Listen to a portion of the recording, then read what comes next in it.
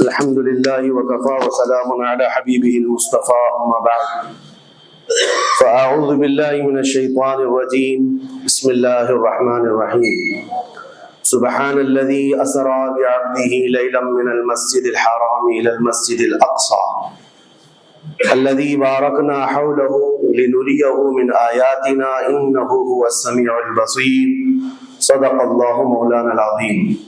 بارگاہ رسالت معاذ صلی اللہ علیہ وسلم میں درود پاک کا ہدیہ پیش کریں۔ اللہم صلی علی سیدنا و مولانا محمد معدن الجود والکرم وآلہ واصحابہ الکرام وابنہ الکریم وبارک وسلم صلاۃ دائمۃ سرمدا ابدا۔ عزیزان گرامی وقار، جن حالات میں آج ہم جمعہ کی نماز ادا کرنے آئے ہیں، دنیا بھر میں قبلہ اول بیت المقدس کے معاملے کو لے کر ایک عجیب ماحول پیدا ہو چکا ہے۔ دنیا دو دھڑوں میں تبدیل ہے آج، اور یقیناً کیوں نہ اثر کرے کہ میرے آقا صلی اللہ تعالی علیہ وسلم نے ارشاد فرمایا، بیت المقدس جس زمین پر آباد ہے، حضور پاک صلی اللہ علیہ وسلم کے فرمان علی شان کا مفہوم ہے سید البقاع، یعنی زمین کا جو سردار علاقہ ہے وہ بیت المقدس کا علاقہ ہے۔ مسجد اقصی جہاں پر آباد ہے اس کو سید البقاع کہا گیا ہے، اور یہ بھی روایت میں ملتا ہے سید الصخرہ، گنبدوں میں اگر کوئی سردار گنبد ہے تو وہ بیت المقدس کے لیے کہا گیا ہے۔ اور قرآن نے یہ فرمایا الذی بارکنا حولہ، مسجد اقصی کے متعلق فرماتا ہے رب تعالیٰ کہ وہ مسجد اقصی جس کے ارد گرد ہم نے برکتیں رکھی لِنُرِيَهُ مِنْ آیَاتِنَا، تاکہ ہم اپنی نشانیاں انہیں دکھائیں۔ تو یہ اللہ تبارک و تعالیٰ کی اس مقدس سرزمین جس کو ارض مقدس کہا گیا ہے، نام ہی میں مقدس موجود ہے، اور یہ آج سے نہیں بلکہ روایت میں ہے خانہ کعبہ کی تعمیر کے فوراً بعد حضرت ابراہیم علیہ السلام نے بیت المقدس کی تعمیر فرمائی، اور ہزاروں انبیاء اکرام علیہ السلام کا وہ قبلہ رہا، اور وہ ان کی مرکز عبادت بھی رہا، اور ایک نہیں تقریباً 30,000 کے قریب انبیاء اکرام علیہ السلام مسجد اقصی کے ارد گرد دفن ہیں، آرام فرمائیں۔ جہاں اللہ کا ایک ولی دفن ہوتا ہے وہ برکت کی جگہ ہے، اور جہاں 30,000 نبی دفن ہوں، اور وہ بھی اولو العزم پیغمبر حضرت ابراہیم علیہ السلام، حضرت اسحاق علیہ السلام، حضرت یعقوب علیہ السلام، حضرت موسیٰ علیہ السلام، حضرت زکریا علیہ السلام، یہ سب وہ انبیاء اکرام علیہ السلام ہیں جو رسولان اعظام بھی ہیں، شریعت والے ہیں۔ یہ سب بیت المقدس کے ارد گرد ہیں۔ یہاں پر کچھ بھی اثر ہونا پوری دنیا پر بھی اس کا اثر پڑتا ہے، اور آج ہم دیکھ رہے ہیں جو حالات پوری دنیا میں پیدا ہوئے ہیں، اور چاہے وہ یورپ ہو کہ امریکہ ہو، افریقہ ہو کہ رشیا ہو، عرب ممالک ہو کہ ہند ہو، ان سب کو کچھ نہ کچھ کہنے کی آج ضرورت پیش آ رہی ہے۔ کیوں؟ اس لیے کہ وہ ایسا سینٹر ہے، ایسا تقدس ہے وہاں پر جس میں پوری دنیا انوالو ہو ہی جاتی ہے، اور برسوں سے لے کر وہ جنگ کا میدان رہا، اور حضور پاک صلی اللہ تعالیٰ علیہ وسلم نے بیت المقدس کے لیے کیا فرمایا؟ صحابہ نے جب اس زمین کے بارے میں پوچھا تو میرے آقا نے فرمایا وہ حشر و نشر کی جگہ ہے، حشر و نشر کی جگہ ہے، یعنی قیامت کے قریب سارے لوگوں کو ادھر ہی ہانک دیا جائے گا، اور قیامت وہیں آنی ہے۔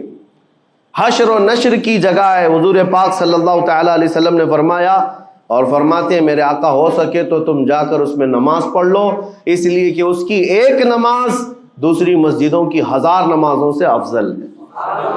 یہ مسجد اقصی کے متعلق میرے آقا صلی اللہ علیہ وسلم کا فرمان علی شان ہے۔ پھر صحابہ اکرام نے پوچھا کہ اگر کوئی جا نہ سکے میرے آقا بیت المقدس اور نماز پڑھنے کی اس کو استطاعت نہ ہو وہاں جا کر تو کیا کرے؟ حضور اکرم صلی اللہ علیہ وسلم نے فرمایا کم از کم تیل کا ہدیہ تو بھیج دے تاکہ وہاں چراغ جلانے کے کام آئے۔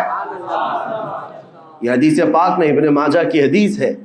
نبی کریم صلی اللہ تعالیٰ علیہ وسلم کے اس فرمان علی شان کے مطابق میں آج آپ تمامی حضرات سے یہ گفتگو کرنا چاہوں گا کہ میرے عزیزوں، یہ صرف فلسطین اور اسرائیل کا مسئلہ نہیں ہے، یہ اسلام اور کفر کا مسئلہ ہے، اور پوری دنیا کے لیے ہے، پوری دنیا کے لیے۔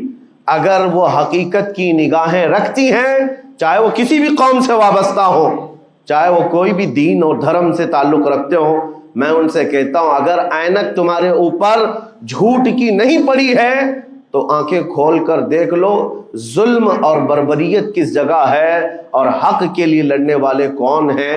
یہ ہر ایک منصف مزاج آدمی بھی آج پہچان سکتا ہے کہ کون نہتہ مارا جا رہا ہے اور کون سپر پاور طاقت پر کھڑے ہو کر اپنے مظلوم ہونے کا دعویٰ کر رہا ہے۔ ہر دنیا کا انصاف پسند آدمی آج بول سکتا ہے، لیکن یہ دور بھی امتحان کا ہے۔ جتنے کیڑے مکوڑے دل میں بغض و عداوت رکھتے ہیں اسلام کے، وہ ظالموں کے ساتھ کھڑے ہوئے نظر آتے ہیں، آج ظالموں کے ساتھ کھڑے ہوئے نظر آتے ہیں۔ نبی کریم صلی اللہ تعالی علیہ وسلم نے فرمایا مسلمانوں آپ اپنی اوپینین، اپنی رائے کیا رکھتے ہیں یہ بہت امپورٹنٹ ہے۔ دنیا کیا کہتی ہے اس سے مجھے غرض نہیں، تمہارا تعلق تمہارے نبی پاک کے فرامین سے ہے۔ خبردار خبردار، تم کبھی ان ظالموں کی حمایت میں نہ آنا، ورنہ قرآن کہتا ہے وَلَا تَرْكَنُوا، اللہ تعالیٰ فرماتا ہے اس طرف تم توجہ بھی مت کرنا، جھکاؤ بھی مت رکھنا، جس طرف ظالم گئے، جس طرف ظالم گئے ہیں اس طرف جھکاؤ بھی مت رکھنا۔ اور آج کہیں ایسا نہ ہو کہ دنیا تمہارے پاس بہت آ گئی، چکا چوند دنیا دیکھ کر، جیسے امارات والے ہوئے، متحدہ عرب امارات، دبئی جیسے آج انٹرنیشنل سٹی ان کے پاس مل گئی ہے، پوری دنیا وہاں پر تجارت کرنے لگ گئی، بحرین جیسے کنٹریز، ان کے پاس دنیا کی فراوانی آ گئی، تو آج وہ یہ سمجھنے لگ گئے کہ ہم کو مظلوم اور غریب فلسطینیوں کی مدد میں بات نہیں کرنی چاہیے، جو سپر پاور طاقت ہے اس کے ساتھ کھڑا ہونا چاہیے، کیونکہ ہماری ٹریڈنگ کا مسئلہ ہے، ہماری تجارت کا مسئلہ ہے۔ وہ یہ بھول گئے کہ ان کا اسلام کہاں ہے، ان کے آباء و اجداد کی روایت کہاں ہے۔ لیکن میں آپ سے کہتا ہوں ان کے نقشے پر چل کر کبھی اپنی رائے کو بدل نہ دینا۔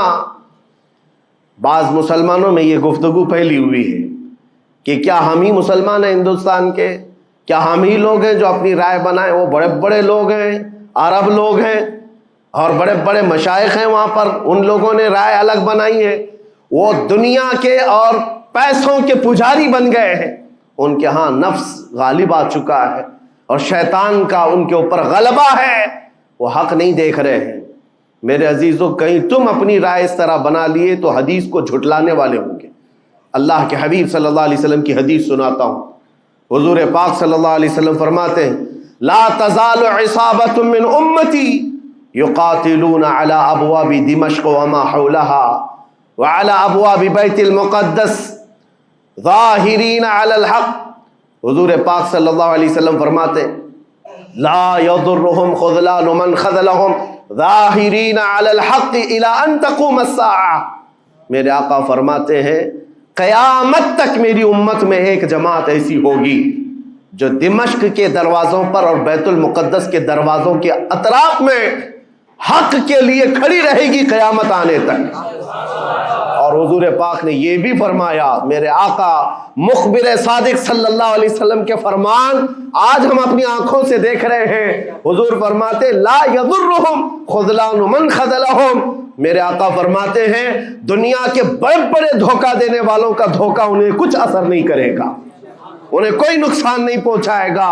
آج بڑے بڑے پیٹروٹ میزائل داغ کر کے اگر وہاں کے علاقوں کو ختم کرنے کا دعویٰ کر رہے ہیں تو مجھے میرے نبی کے فرمان پر یقین ہے یہ کبھی نہیں ہو سکے گا، کبھی نہیں ہو سکے گا۔ کچھ عمارتوں کے گر جانے اور کچھ بچوں کے اور کچھ لوگوں کے قتل ہو جانے کا نام یہ جیت اور فتح نہیں ہے۔ میرے عزیزو آج ہم ان ظالموں کو دیکھ رہے ہیں جن کا دعویٰ تھا کہ دنیا میں ان سے بہتر ڈیفنس طاقت کسی کے پاس نہیں، ان سے بہتر بنکر کسی کے پاس نہیں، ان سے بہتر سائرن بجانے کی طاقت کسی کے پاس نہیں، پوری دنیا کو زہریلے ہتھیار بیچنے والی طاقتیں۔ آج ہم نے یہ بھی دیکھا ہے کہ صرف محض ایک چھوٹی سی جماعت سے ان کے ہاتھ پیر ڈھیلے نظر آتے ہیں اور ان کے جسموں میں کپ کپی نظر آتی ہے۔ پوری طاقت تمہاری ایک جگہ۔ میں بھی چند دنوں قبل عمرہ میں تھا، جب یہ پڑھ رہا تھا کہ ایک چھوٹی سی جماعت جس کو پوری انٹرنیشنل دنیا مل کر کے آتنکواد گھوشت کرتی ہے، امریکہ ہو، یو کے ہو اور دوسری بہت ساری طاقتیں، وہاں پر فلسطینیوں کی حمایت میں لڑنے والے ان مجاہدین کو یہ آتنکواد کہتے ہیں، ٹیررسٹ کہتے ہیں، جو اپنے چھوٹے سے علاقے کو بچانے کے لیے اپنی جانیں دے رہے ہیں، وہ آتنکواد ہیں، وہ ٹیررسٹ ہیں۔ ان کے پاس کھانے پینے کی چیزیں نہیں رہ گئی، ان کی کرنٹ سپلائی بند کر دی گئی، ان کا پانی بند کر دیا گیا، پھر بھی وہ آتنکواد ہیں۔ میرے عزیزو، یہ دنیا کا دغلا معیار دیکھو آپ۔ رشیا پورے یوکرین کو تباہ کرتا رہا، پورا راکھ میں بدل دیا۔ ان ظالم کتوں کی زبان پر کبھی نہیں آیا کہ رشیا آتنکواد ہے یا رشیا ٹیررسٹ ہے۔ یہ میڈیا میں بھونکتے رہے رشیا اور یوکرین کی وار چل رہی ہے، زمین کا مسئلہ ہے۔ ارے ہزاروں لوگوں کو رشیا راکھ میں بدل کر رکھ چکا ہے، کیوں نہیں بولتے اس کے متعلق؟ کیوں نہیں کہتے کہ وہ آتنکواد ہے؟ اس لیے کہ یہ ظالم دجالی میڈیا جتنے ہیں، انہیں پتا ہے ان کے باپ داداؤں سے بڑی طاقت اس کے پاس موجود ہے۔ طاقتوں کی پوجا کرنا اور بڑی بڑی طاقتوں کو سلام کرنا یہ ان کی فطرت میں داخل ہے، اور ہم الحمدللہ مسلمان ہر وقت یہ فیصلہ رکھتے ہیں کہ جو غریب ہے، جو مظلوم ہے، وہ چاہے ایک سکہ بھی نہ رکھتا ہو، ہم اس کی حمایت میں ہمیشہ کھڑے رہتے ہیں۔ یہ اسلام کی خاصیت ہے۔ ہم طاقت و قوت اور تخت کو دیکھ کر کسی کی حمایت میں نہیں کھڑے ہوتے، بلکہ حق و باطل کو دیکھ کر اگر مظلوم چھوٹی سی جگہ پر بھی ہے تو ہم اس کے ساتھ کھڑے ہیں۔ اسلام میں ہو یا نہ ہو، اگر وہ مظلوم ہے تو اس کی آواز ہم اٹھاتے ہیں۔ عزیزان گرامی وقار، جس کو اپنی طاقتوں پر خوب بھروسہ تھا، میں ایک بات عرض کرتا ہوں، مسلمانوں آج جاگنے کی ضرورت ہے، بیداری کی ضرورت ہے۔ تمہارے دماغوں پر یہ پٹی ڈالی گئی ہے اور یہ بٹھایا گیا ہے ان کے پاس بہت بڑی بڑی طاقتیں، تمہارے ادھر ادھر کرنے سے کچھ نہیں ہوتا، تمہاری آواز اٹھانے سے کچھ نہیں ہوتا۔ رب تبارک و تعالیٰ نے تمہیں یہ ظاہر کر دیا کہ میں ابھی پڑھ رہا تھا اس چھوٹے سی علاقے میں، غزہ پٹی میں بڑی بڑی دنیا کی 4 تنظیمیں، خفیہ خبر رساں ایجنسیاں موجود ہیں جو ان کی خفیہ خبریں ہر وقت پہنچاتی ہیں۔ وہ اسرائیل کی بھی ہے، امریکہ کی بھی ہے اور سعودی عرب کی بھی ہے اور ایجپٹ کی بھی ہے۔ 4 بڑے بڑی کنٹریز کی خفیہ ایجنسیاں کام کر رہی ہیں اور سب کی سب خفیہ خبر رساں ایجنسیاں فیل ہو گئی، ناکام ہو گئی۔ اس کے باوجود اسرائیل کے درندوں کو یہ وحشتناک چیز دیکھنی پڑی۔ دنیا آج اس میں حیرت میں ہے کہ ایسا کیسے ہو گیا، ایسا کیسے فیل ہو گیا، یہ سسٹم کیسے کام نہیں کر سکا، ہمیں پہلے سے اطلاع کیسے نہیں ملی۔ میں قرآن پڑھ کر کے بتاتا ہوں، میرا رب فرماتا ہے وَمَكَرُوا وَمَكَرَ اللَّهُ وَاللَّهُ خَيْرُ الْمَاكِرِينَ۔ کافر منصوبہ بناتے ہیں اور اللہ خفیہ تدبیر کرتا ہے اور اللہ کی خفیہ تدبیر غالب آتی ہے۔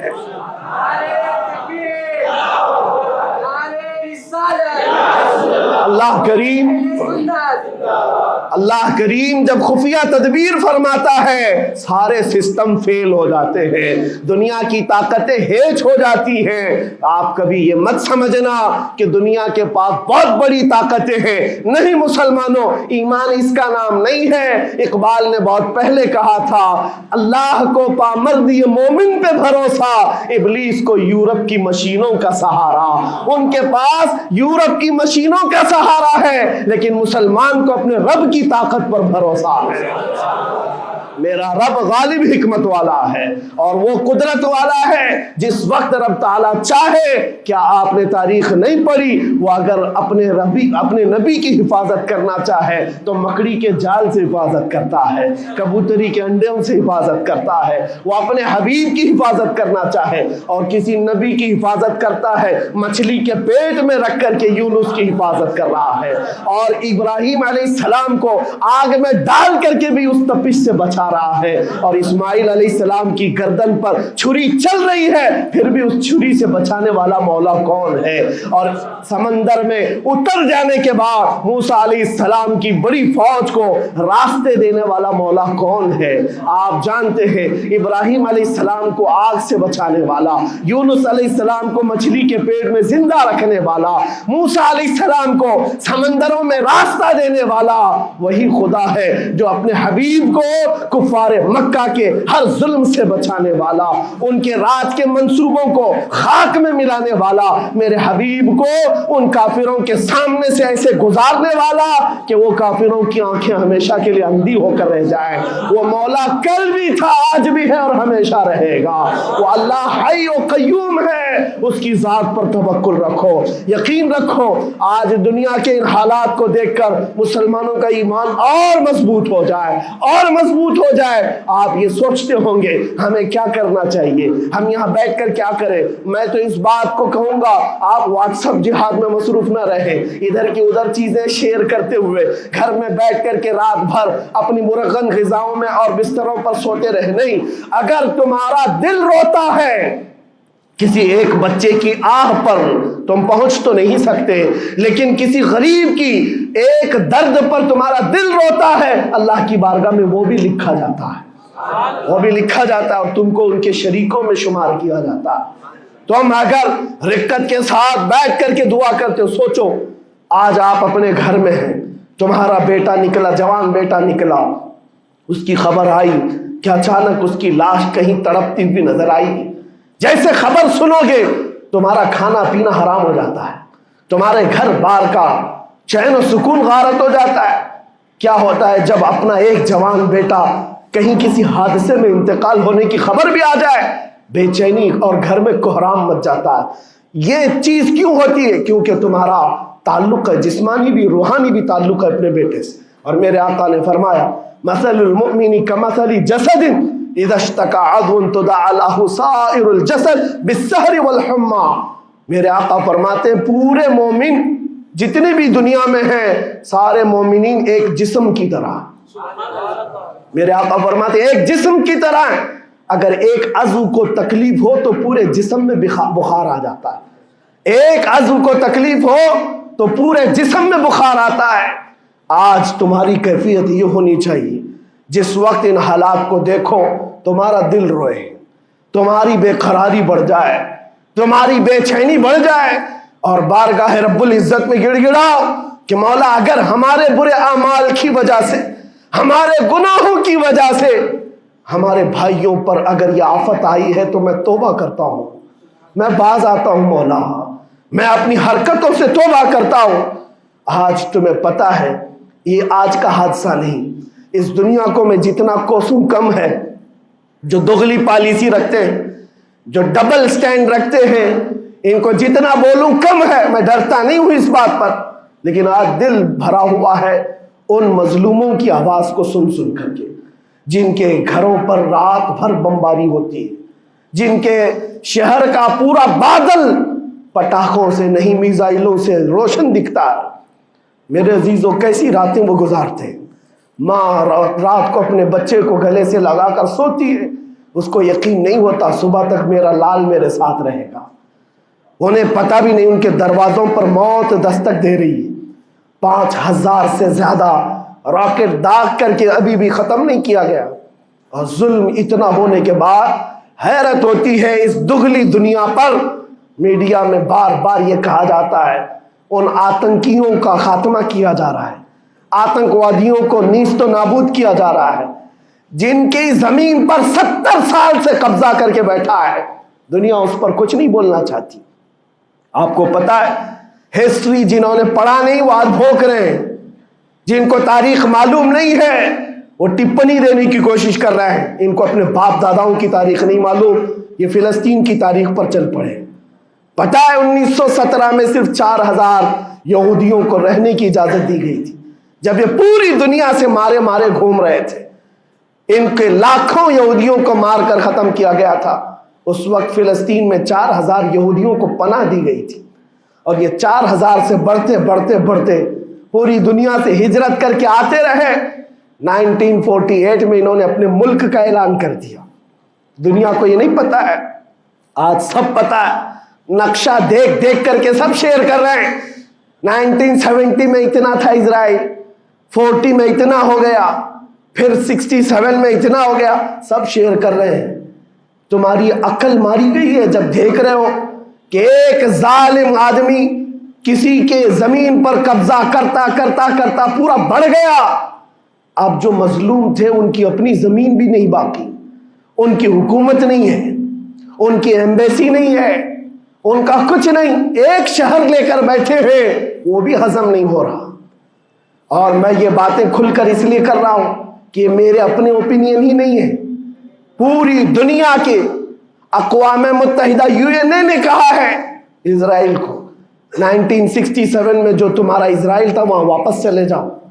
लेकिन ये दादागिरी ऐसी है कि वो किसी की नहीं मानता, ना यूएनए की, ये सब चीजें दुनिया को मालूम है, फिर भी दुनिया ये कहती है इजराइल अपने डिफेंस में काम कर रहा है, अपने डिफेंस में काम कर रहा है।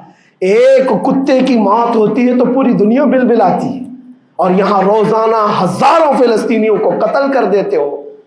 तुम कत्ल भी करते हो तो चर्चा नहीं होता, हम आह भी करते हैं तो हो जाते हैं बदनाम। यह हालात आज पैदा किए गए। मैं आप हजरात को यह बात कहना चाहूंगा, ये ईमान के मजबूत करने का वक्त आ चुका है।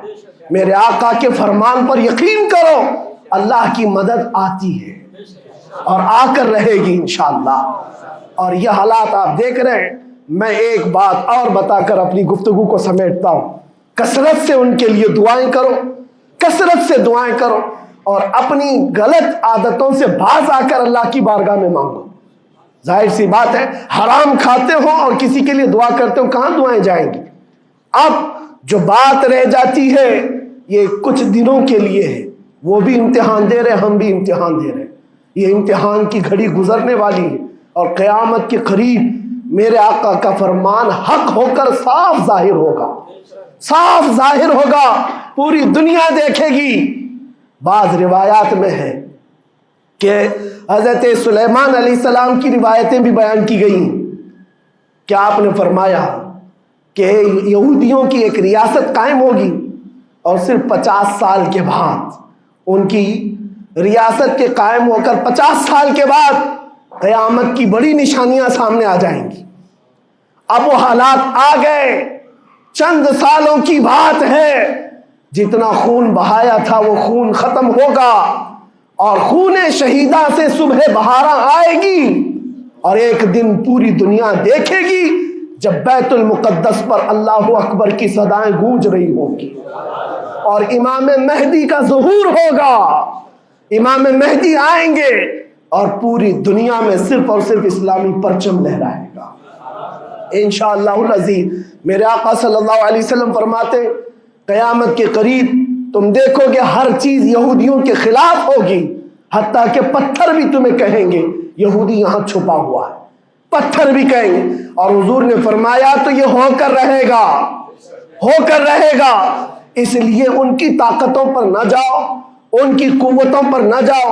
आज जब एक छोटी सी जमात ने तुम्हारे डिफेंस सिस्टम को ललकार कर रख दिया है, वो वक्त भी आएगा जब खुदाए जलालो जबरूत वाले मालिक खुदा को, अल्लाह करीम को, जब ये दिखाना होगा कि अल्लाह ताला ईमान वालों की कैसी मदद करता है, तो वो दिन भी देखोगे जब कीड़े मकोड़े और हशरात की तरह जालिम हुकूमतें फना हो जाएंगी। इंशाअल्लाह वो वक्त आएगा। लेकिन आप तमाम हजरात अपने दिलों में रिक्कत तारी करें, अपने दिलों में उन गरीबों के लिए, उन मजलूमों के लिए दुनिया क्या भोगती है इसकी तरफ न जाओ। कौन क्या कहता है, इन जालिमों को उनके साथ खड़े होने में शर्म नहीं आती। आपको पता है यहाँ हमारे हिंदुस्तान में भी बहुत सारे आज निकले हुए सोशल मीडिया पर जंग कर रहे हैं और इनको लगता है इजराइल के साथ खड़े। आपको पता है इजराइल एक ऐसी यहूदी रियासत है जो पूरी दुनिया के किसी भी धर्म को नहीं मानते। मुसलमानों के भी वैसी दुश्मन, हिंदुओं के भी दुश्मन, ईसाइयों के भी दुश्मन। इनको पता ही नहीं है, इनको लगता है वो हमारा साथी है, मुसलमानों को मार रहा है तो हमारा साथी, जबकि वो साफ انکار کرتے ہیں کہ بتوں کی پوجا کرنے والوں سے ہمارا کوئی رشتہ ہی نہیں، وہ یہودی ہیں۔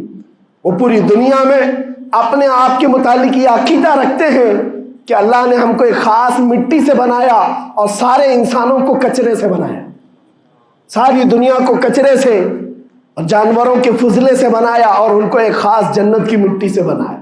اور قرآن میں یہ ذکر موجود ہے، اللہ فرماتا ہے وقالت الیہود نحن ابناء اللہ واحباؤہ، اے محبوب یہ یہودی کہتے ہیں ہم اللہ کے بیٹے ہیں اور اللہ کے محبوب ہیں۔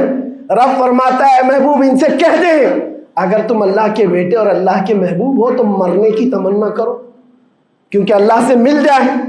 لیکن اللہ فرماتا ہے وَلَن يَتَمَنَّوْهُ أَبَدًا، وہ موت کی ہرگز تمنا نہیں کرتے۔ یہودیوں کے ہاں جینے کی ہوس بہت ہے، اور قرآن کہتا ہے لَوْ يُعَمَّرُ أَلْفَ سَنَةٍ، اگر ان کو 1000 سال کی زندگی بھی دی جائے تب بھی وہ مرنا نہیں چاہتے۔ یہودی مرنا نہیں چاہتے۔ یہی تو بات ہے میرے عزیزوں، دنیا میں اور ہم میں فرق یہ ہے وہ کہتے تو ہیں ہم اللہ کے بیٹے اللہ کے محبوب لیکن مرنا نہیں چاہتے۔ لیکن مسلمان کا بچہ جذبہ شہادت میں نظر آتا ہے، وہ ہمارے نزدیک موت کوئی حادثہ نہیں۔ ہمارے بزرگوں نے تو ہمیں یہ بتایا ہے کفن کندھے پر لے کر چلنا، موت آئے تو اوڑھ کر سو جانا، یہ نہ سوچنا کہ حادثہ ہوا ہے بلکہ یہ سوچنا ادھر آنکھیں بند ہوئی ادھر زیارت مصطفیٰ ہو گئی، ادھر میرے رب سے ملاقات ہو گئی۔ مولا کریم کی بارگاہ میں دعا ہے جب تک زندہ رہے عزت اور ایمان کے ساتھ زندہ رکھے۔ مولا غریب فلسطینیوں پر تو رحم فرما، مظلوم فلسطینیوں کو آزاد فرما۔ اے کریم ارحم الراحمین، تو نے فرمایا جب بندہ مجھے مصیبت میں پکارتا ہے میں اس کی پکار کو سنتا ہوں۔ اے مولا آج فلسطینیوں سے زیادہ کون مظلوم ہے، ان سے زیادہ کون مصیبت میں ہے اور تجھ سے زیادہ کون رحم کرنے والا ہے۔ اے مالک و مولا ان پر رحم کی بارشیں فرما، اے اللہ ان پر رحم کی بارشیں فرما اور ظالم طاقتوں کو فنا فرما دے، ان کو نیست و نابود فرما، ان کو کیفر کردار تک پہنچا، اسلام و سنیت کا بول بالا فرما، کفر و شرک کا منہ کالا فرما۔ وصلی اللہ تعالی علی خیر خلقہ محمد وآلہ واصحابہ اجمعین برحمتک یا ارحم